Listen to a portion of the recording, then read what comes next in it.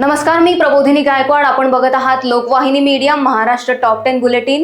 तर जाणून घेऊया महाराष्ट्राच्या काही महत्त्वाच्या घडामोडी. मुंबई महापालिका निवडणुकीसाठी मोठी तयारी. 75,000 कर्मचाऱ्यांना प्रशिक्षणात हजर राहण्याची आवश्यकता. अनुपस्थितीवर कायदेशीर कारवाई. भाजपची उमेदवार निश्चितीला सुरुवात. शिवसेनेसोबत जागा वाटपाचा तिढा कायम.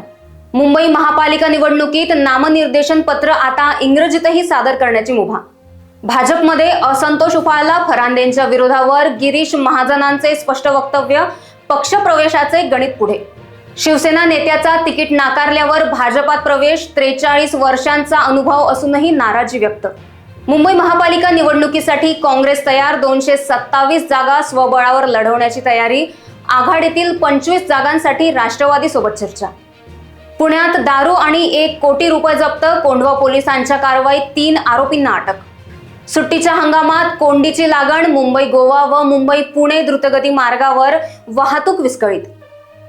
ताडोबाची प्रसिद्ध वाघीण तारा पाटण तालुक्यात दिसली. सकाळी दिसल्याने नागरिक सतर्क. वन विभागाची सतत नजर. बुलढाणा खामगाव MIDCत भारत ॲग्रो इंडस्ट्रीजला आग.